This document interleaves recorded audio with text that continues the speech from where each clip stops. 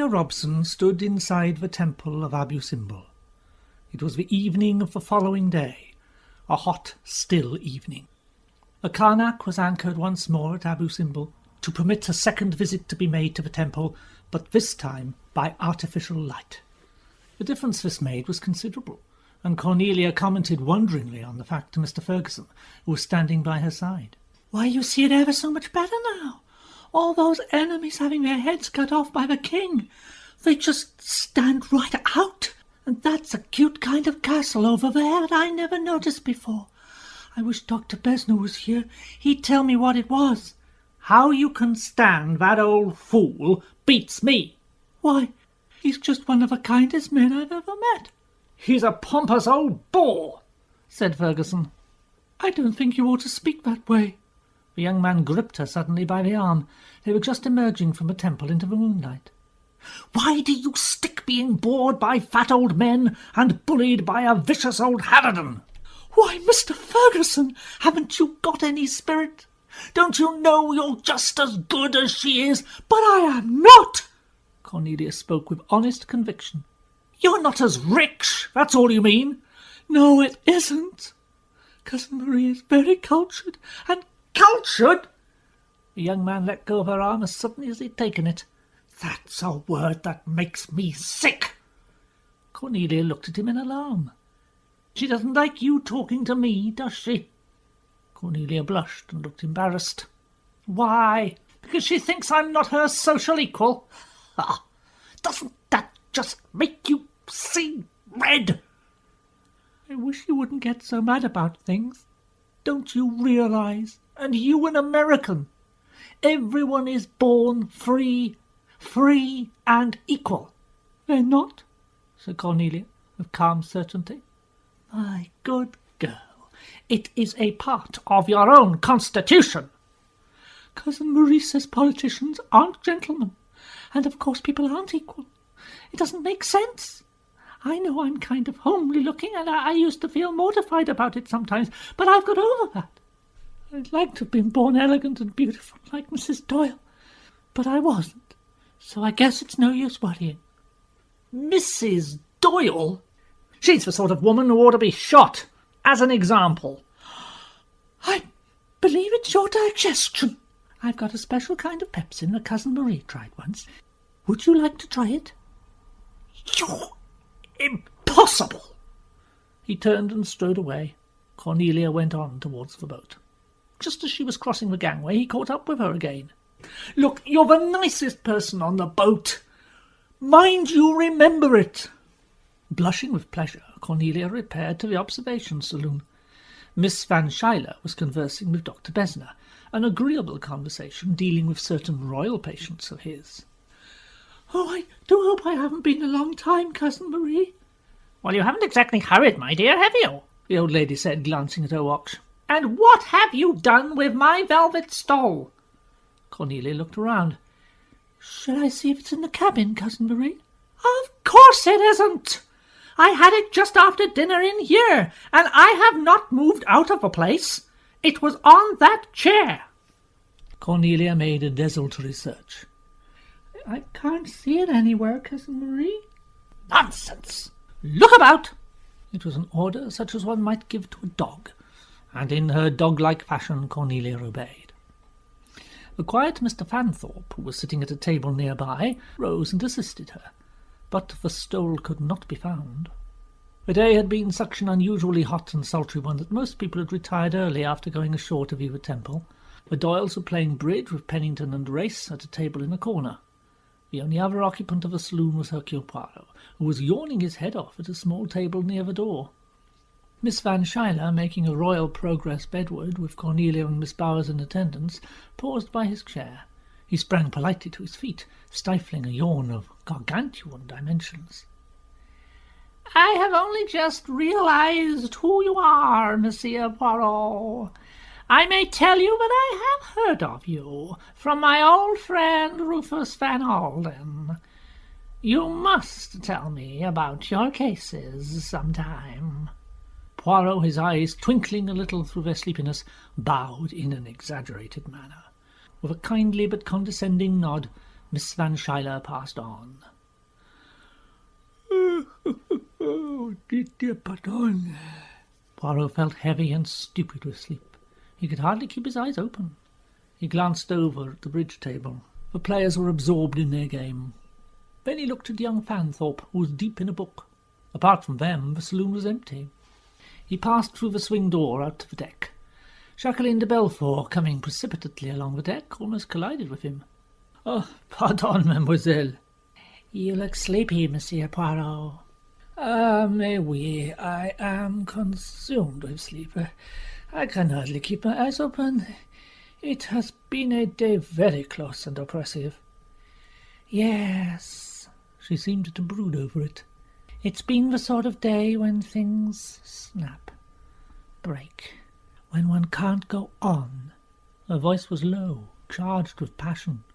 She looked not at him, but towards the sandy shore. Her hands were clenched, rigid. "Oh, good night, Monsieur Poirot."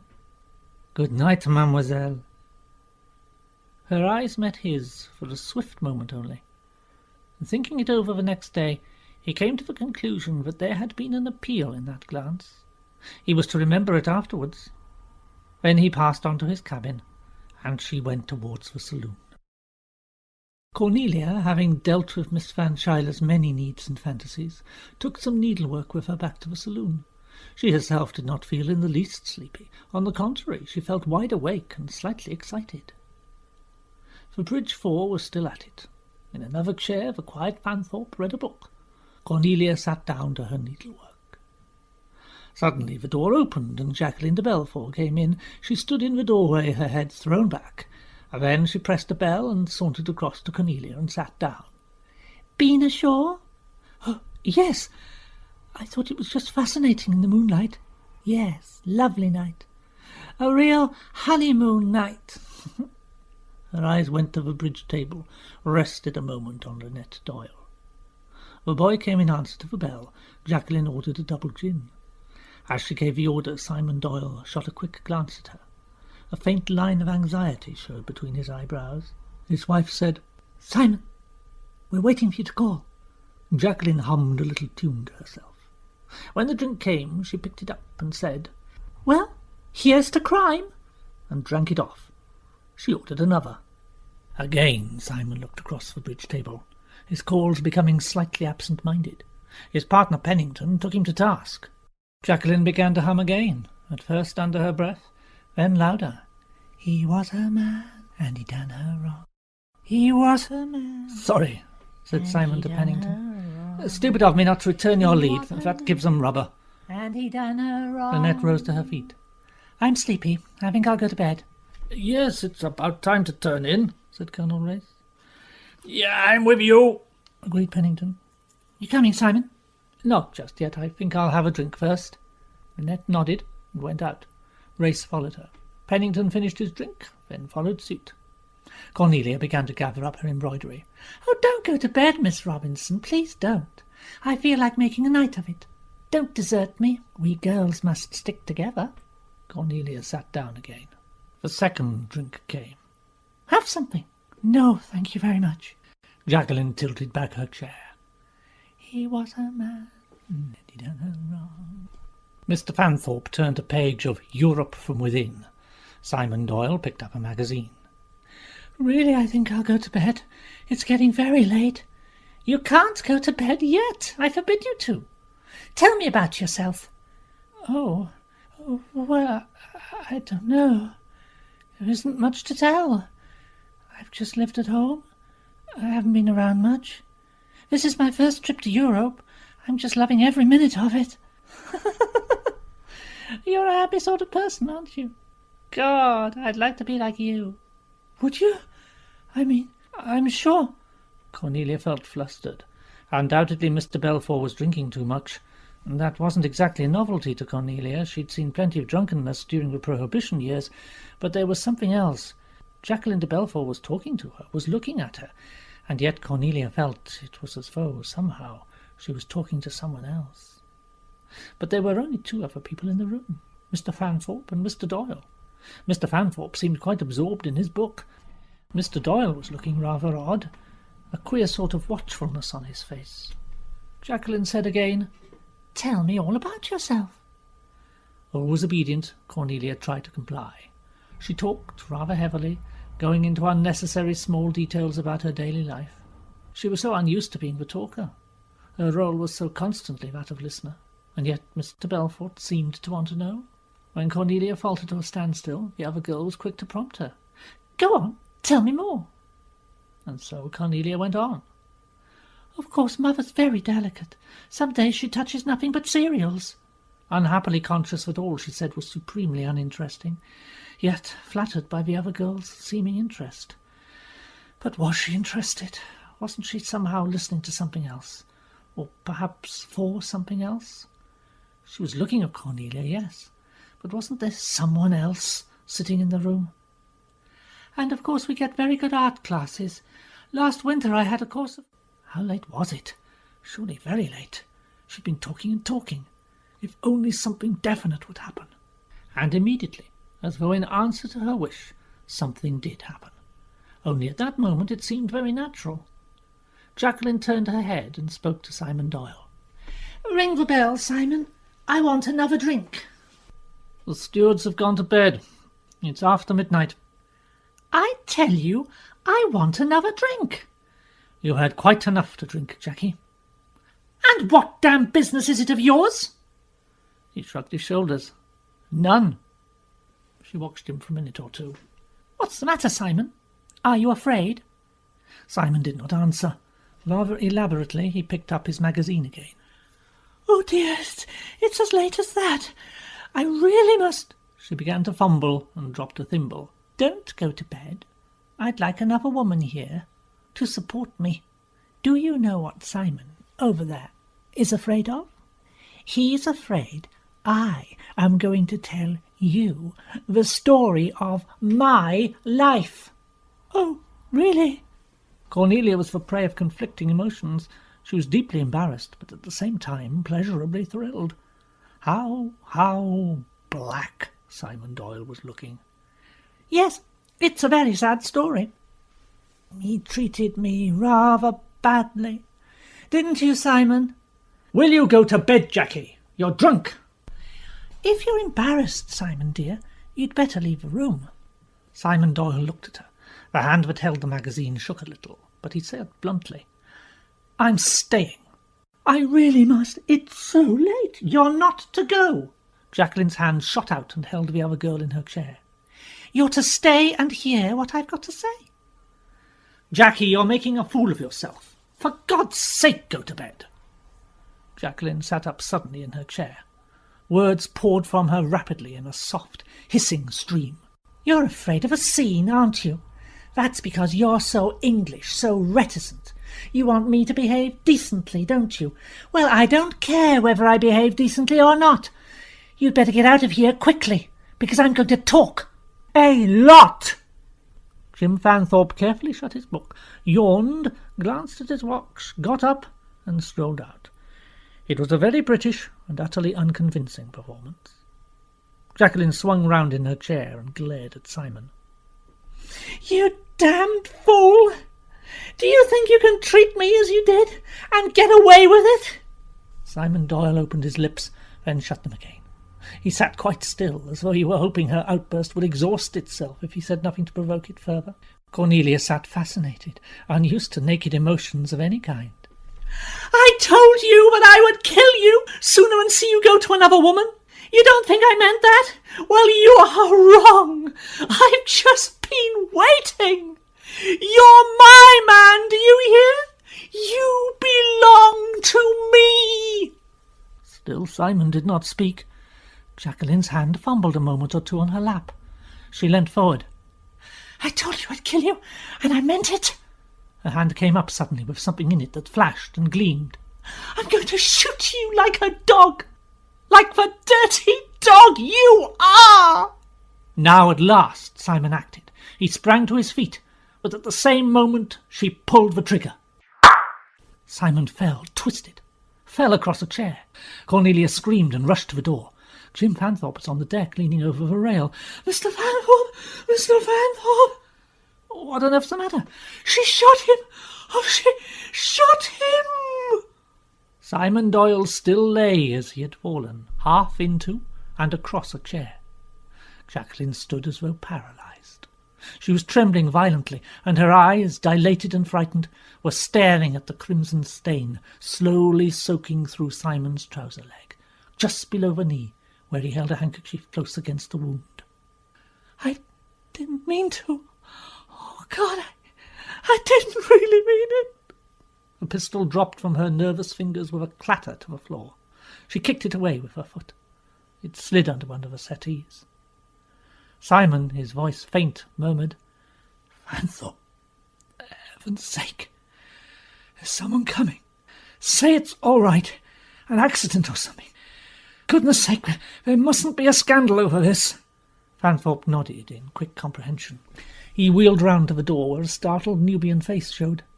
It's all right. It's just fun." The black face looked doubtful, puzzled, but reassured. He nodded and went off. Fanthorpe turned back. It's all right. I don't think anybody else heard.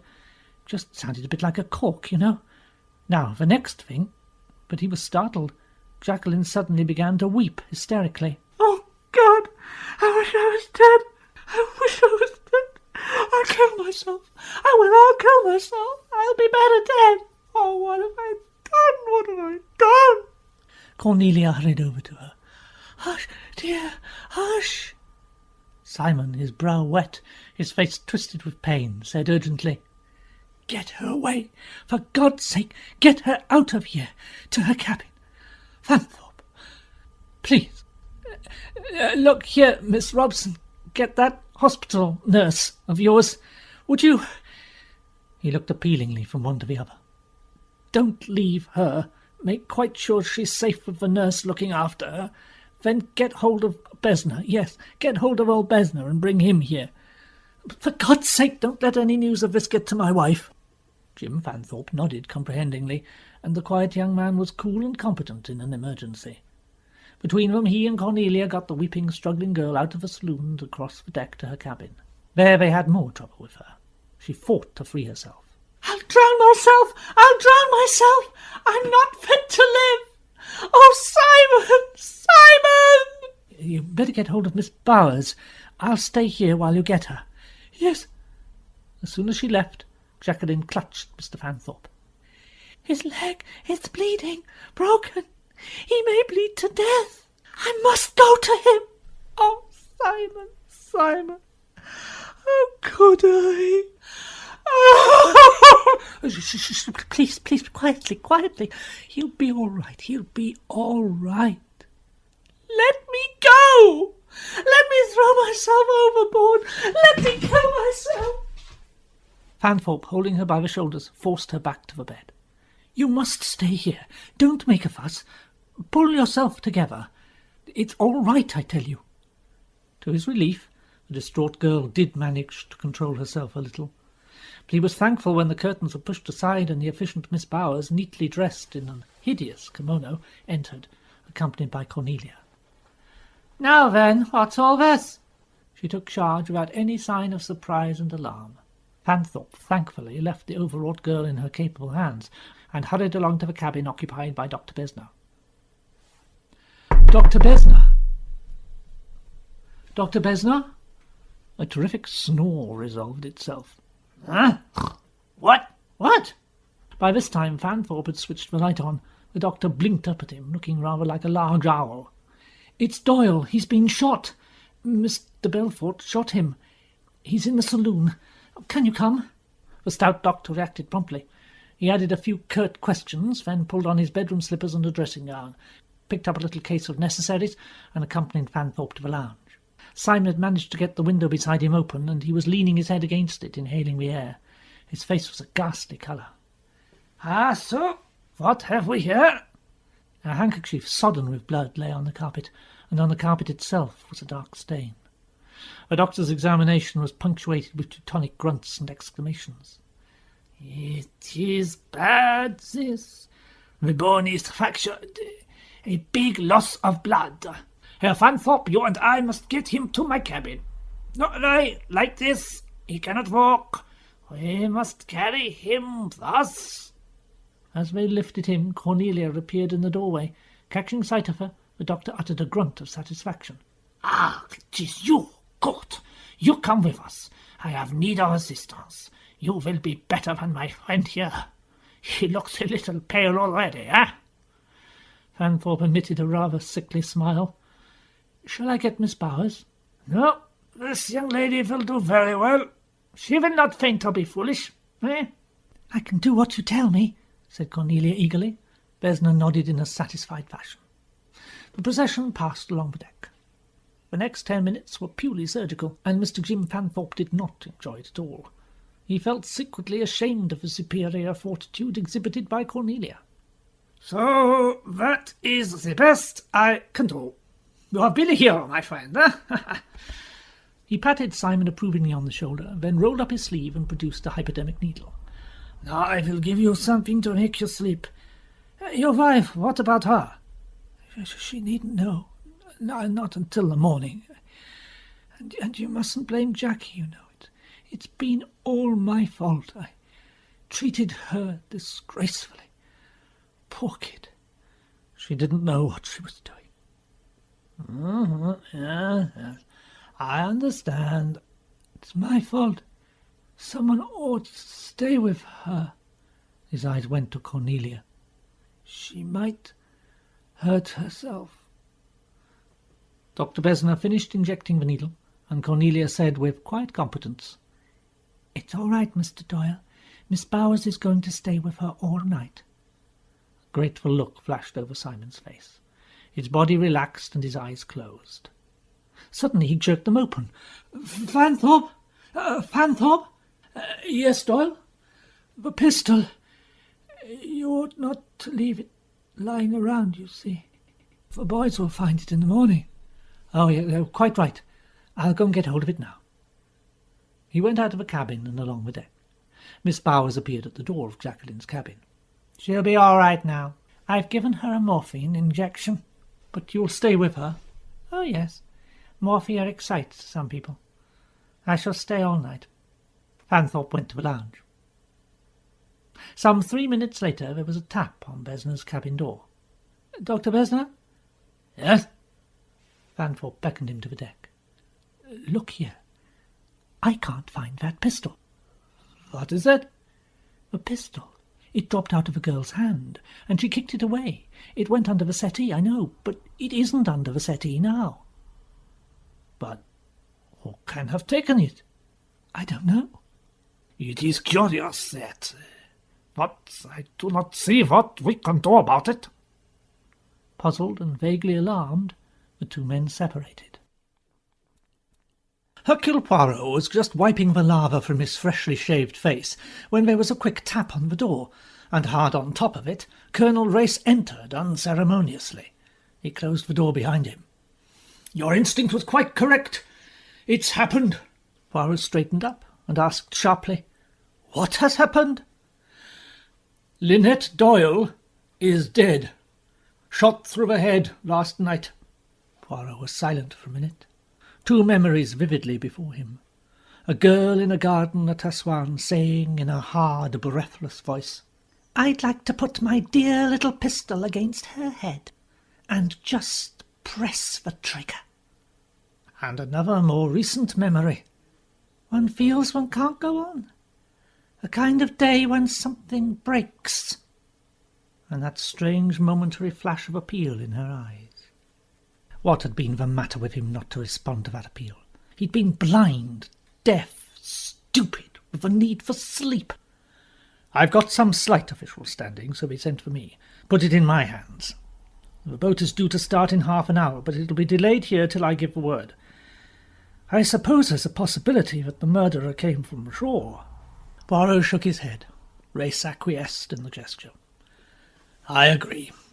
One can pretty well rule that out. Well, man, it's up to you. This is your show.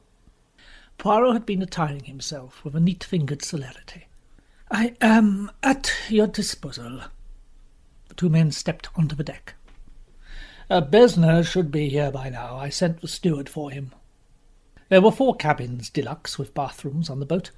Of the two on the port side, one was occupied by Dr. Besner, the other by Andrew Pennington.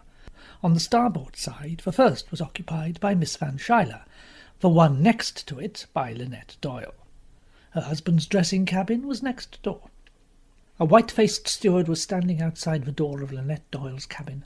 He opened the door for them, and they passed inside. Dr. Besner was bending over the bed. He looked up and grunted as the other two entered. "What can you tell us, Doctor, about this business?" Besner rubbed his unshaven jaw meditatively. She was shot, and shot at close quarters. See here, just above the ear. That is where the bullet entered. A very little bullet. I should say a 22. The pistol, it was held close against her head. See, there was a blackening here.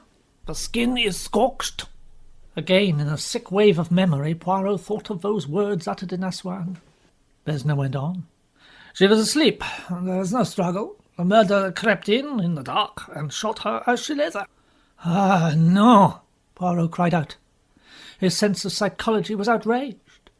Jacqueline de Belfort, creeping into a darkened cabin, pistol in hand? No, it did not fit that picture. Besner stared at him with his thick lenses. "But that is what happened, I tell you." Yes. I did not mean what you thought. I was not contradicting you." Poirot came up and stood beside him. Lynette Doyle was lying on her side. Her attitude was natural and peaceful. But above the ear was a tiny hole with an incrustation of dried blood around it. Ah, dear. His gaze fell on the white-painted wall just in front of him, and he drew in his breath sharply. Its white neatness was marred by a big wavering letter J scrawled in some brownish-red medium. Poirot stared at it. Then he leaned over the dead girl and very gently picked up her right hand. One finger of it was stained a brownish-red. No. What is that?" Dr. Besner looked up and saw the letter. "Oh, that." Race saw it now, too. "Well, I'm damned. What do you make of that, Poirot?" Poirot swayed a little on his toes. "You ask me what I make of it? Oh, it is very simple, is it not? Madame Doyle is dying. She wishes to indicate her murderer, and so she writes with her finger, dipped in her own blood, the initial letter of her murderer's name. Oh, yes, it is astonishingly simple." "Ach, but—" Dr. Besner was about to break out, but a peremptory gesture from Race silenced him. "So, it strikes you that?" Poirot turned round, nodding. Yes. It is, as I say, an astonishing simplicity. And familiar, too, is it not? It has been done so often, in the pages of a romance of crime. It leads one to suspect that our murderer is old-fashioned." "But it was done with a purpose. That, naturally. What does J stand for?" "J stands for Jacqueline de Belfort, a young lady who declared to me less than a week ago that she would like nothing better than to put my dear little pistol close against her head, and then just press with my finger. Gott in Himmel!" There was a momentary silence. Then Race drew a deep breath. "Which is just what was done here." Besner nodded. "That is so, yes. It was a pistol of very small caliber. I say it is probably a 22. The bullet has got to be extracted, of course, before we can say definitely." Race nodded in swift comprehension. "What about the time of death? Any ideas?" I would not care to be too precise. It is now 8 o'clock. I will say, with due regard to the temperature last night, that she has been dead certainly 6 hours, but probably not longer than 8. Well, that puts it between midnight and 2 a.m. That is so. There was a pause. Race looked round. What about her husband? I suppose he sleeps in the next cabin. At the moment he is asleep in my cabin. Both men looked very surprised. Besner nodded his head several times. So, I see you have not been told. Mr. Doyle was shot last night in the saloon. Shot? By whom? By the young lady, Jacqueline de Belfort. Is he badly hurt? Yes, the bone is splintered. I have done all that is possible at the moment, but it is necessary, you understand, that the fracture should be x-rayed as soon as possible, and proper treatment given, such as is impossible on this boat. Poirot murmured, Jacqueline de Belfort. His eyes went again to the J on the wall. If there is nothing more we can do here for the moment, let's go below. The management has put the smoking room at our disposal. We must get the details of what happened last night. They left the cabin. Race locked the door and took the key with him. We can come back later. The first thing to do is to get all the facts clear.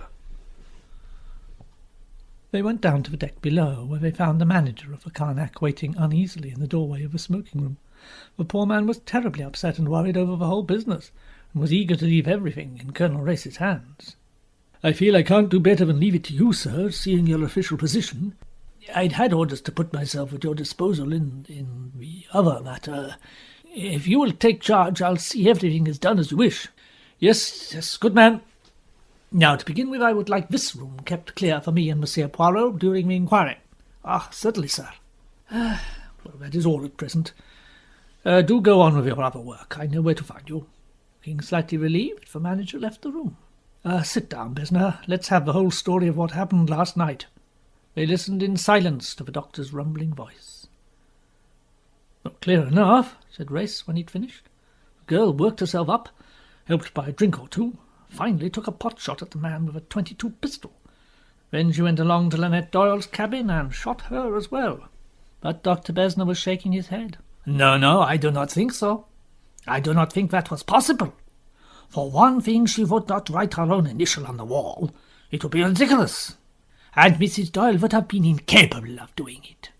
Don't forget, Jacqueline de Belfort was blindly mad and jealous. She might want to sign her name to the crime, so to speak. Poirot shook his head. No, I do not think she would be so crude as that. Then there is only one reason for that, Jay. Put there by someone, deliberately, to throw suspicion on her. Yes, and the criminal was unlucky, because you see, it is not only unlikely that the young Fräulein did the murder, it is also, I think, impossible. How is that?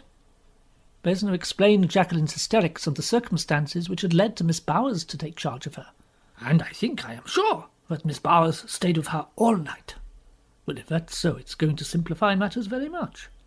Who discovered the crime? Mrs. Doyle's maid, Louise Bouget.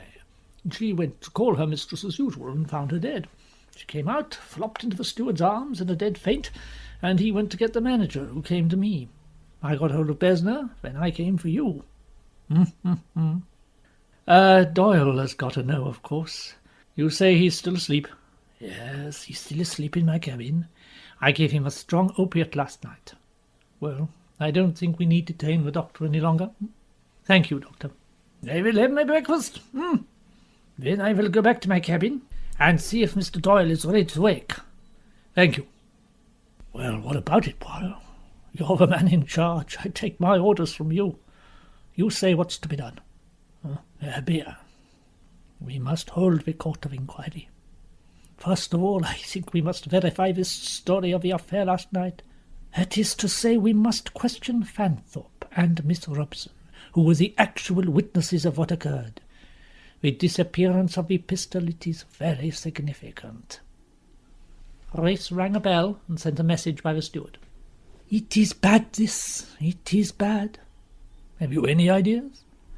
My ideas conflict. They are not well arranged. They are not orderly. There is, you see, the big fact that this girl hated Lynette Doyle and wanted to kill her. You think she's capable of it? I think so, yes. But not in this way. That's what's worrying you, isn't it? not to creep into a cabin in the dark and shoot her while she sleeps. It's the cold-bloodedness that strikes you as not ringing true. In a sense, yes. You think that this girl, Jacqueline de Belfort, is incapable of a premeditated, cold-blooded murder? I am not sure, you see. She would have the brains, yes, but I doubt if physically she could bring herself to do the act.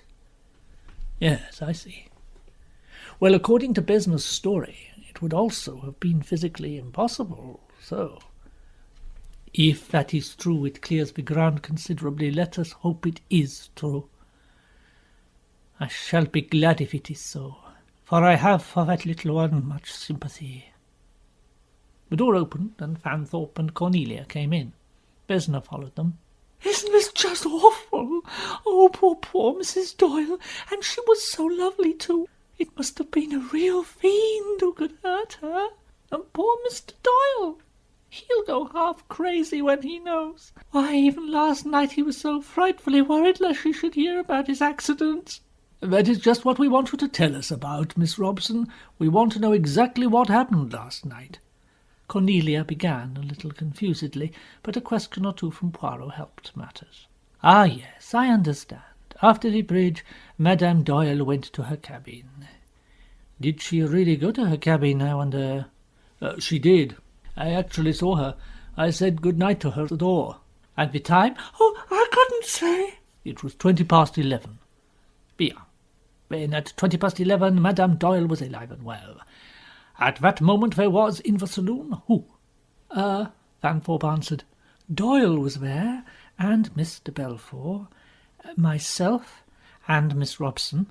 That's right. Mr. Pennington had a drink, and then he went off to bed. That was how much later? Oh, about 3 or 4 minutes, I'd say. Before 11:30, then? Oh, yes. So, that there was left in the saloon you, Mademoiselle Robson, Mademoiselle de Belfort, Monsieur Doyle. What were you all doing?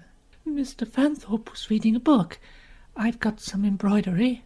And Miss de Belfort was, she was drinking pretty heavily. Yes. She was talking to me, mostly, and asking me about things at home. And she kept saying things to me, mostly, but I think they were kind of meant for Mr. Doyle. He was getting kind of mad at her, but he didn't say anything. I think he thought if he kept quiet she might simmer down. But she didn't? No. I tried to go once or twice, but she made me stay, and I was getting very, very uncomfortable. And then Mr. Fanthorpe got up and went out. It was getting a little embarrassing. I thought I'd make an unobtrusive exit. Mr. Belfort was clearly working up for a scene. And then she pulled out the pistol, and Mr. Doyle jumped up to try and get it away from her, and it went off, and it shot him through the leg. And then she began to sob and cry. I was scared to death. I ran out after Mr. Fanthorpe. He came back with me, and Mr. Doyle said not to make a fuss. And then one of the Nubian boys heard the noise of a shot. He came along, but Mr. Fanthorpe told him it was all right. Then we got Jacqueline away to her cabin, and Mr. Fanthorpe stayed with her while I got Miss Bowers. And what time was this? Asked Grace. Cornelia said again, Mercy, I don't know. But Fanthorpe answered promptly. It must have been about 20 minutes past 12. I know that it was actually 12:30 when I finally got to my cabin. Now, let us be quite sure on 1 or 2 points. After Madame Doyle left the saloon, did any of you four leave it? No. You are quite certain Mademoiselle de Belfort did not leave the saloon at all? Positive. Neither Doyle, Miss de Belfort, Miss Robson, nor myself left the saloon. Good. That establishes the fact that Mademoiselle de Belfort could not possibly have shot Madame Doyle before, let us say, 12:20. So now, Mademoiselle Robson, you went to fetch Mademoiselle Bowers. Was Mademoiselle de Belfort alone in her cabin during that period? No, Mr. Fanthorpe stayed with her. Good. So far, Mademoiselle de Belfort has a perfect alibi. Mademoiselle Bowers is the next person to interview, therefore. But before I send for her, I should like to have your opinion on 1 or 2 points. Monsieur Doyle, you say, was very anxious that Mademoiselle de Belfort should not be left alone.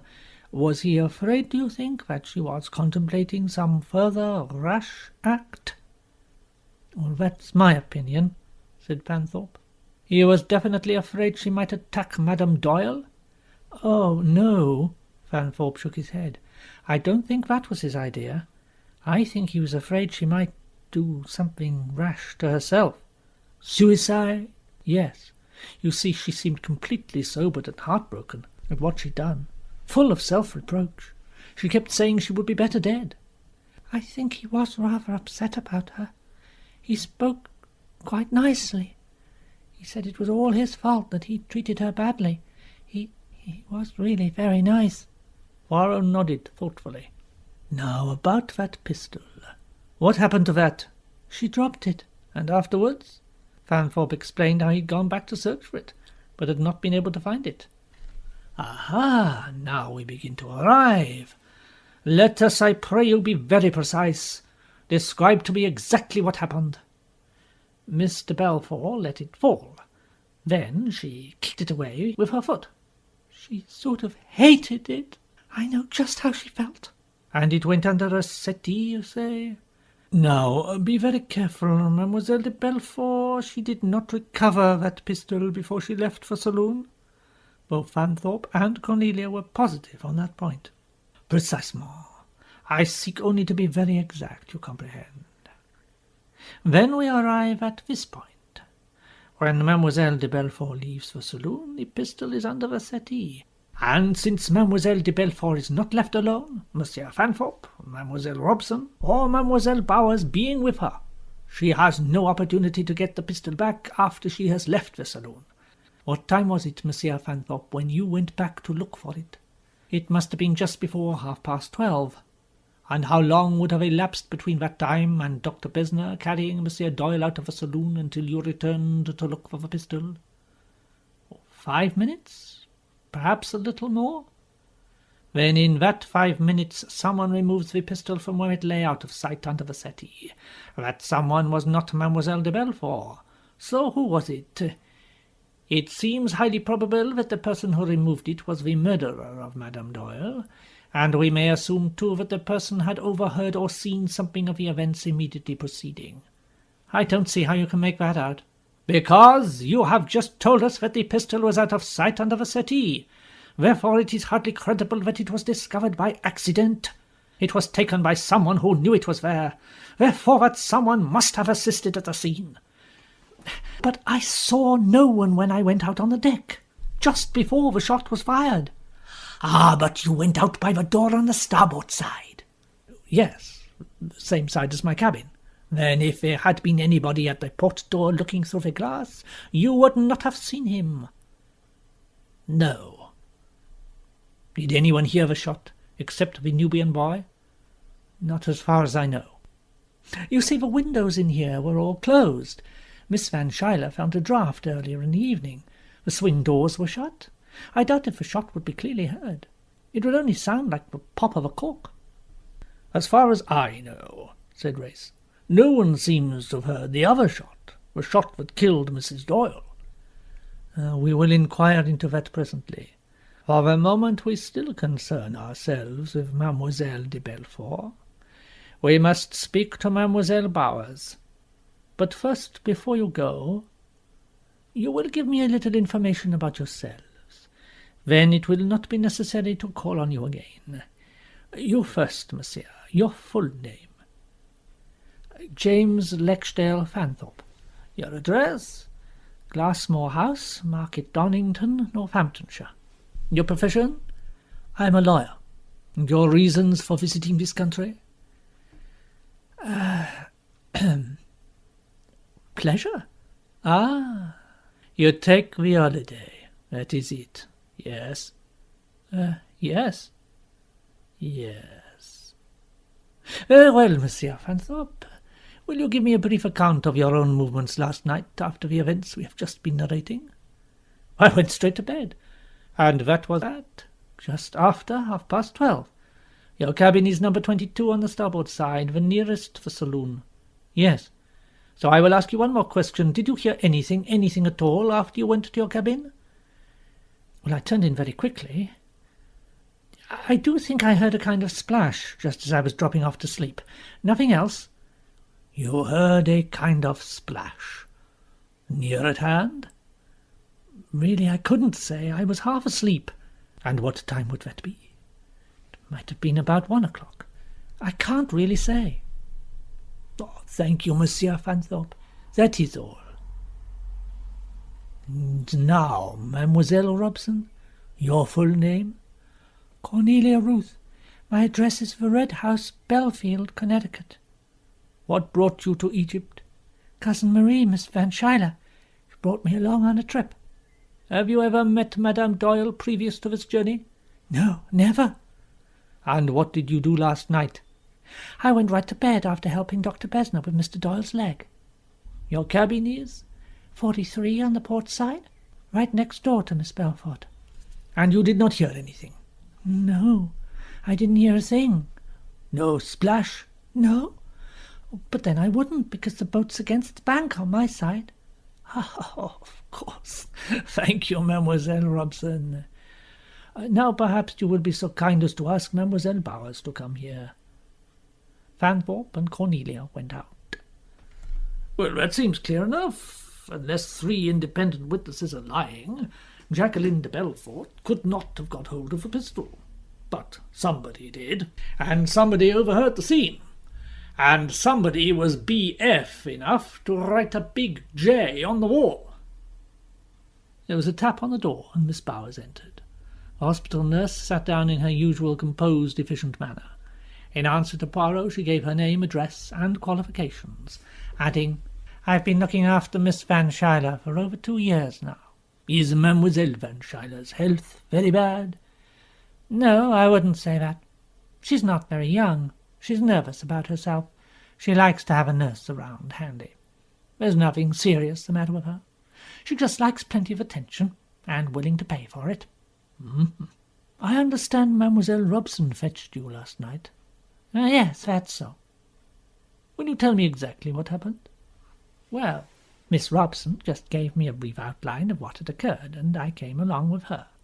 I found Mr. Belfort in a very excited, hysterical condition." "Did she utter any threats against Madame Doyle?" "Oh, no, nothing of that kind. She was in a condition of morbid self-reproach. She'd taken a good deal of alcohol, too. I should say she was suffering from reaction. I didn't think she ought to be left. I gave her a shot of morphia and sat with her." "Now, Mademoiselle Bowers, I want you to answer this. Did Mademoiselle de Belfort leave her cabin at all?" "No, she did not." "And you yourself?" "I stayed with her until early this morning." "You are quite sure of that?" "Absolutely sure." "Thank you, Mademoiselle Bowers." The nurse went out. The 2 men looked at each other. Jacqueline de Belfort was definitely cleared of the crime. Who then had shot Lynette Doyle?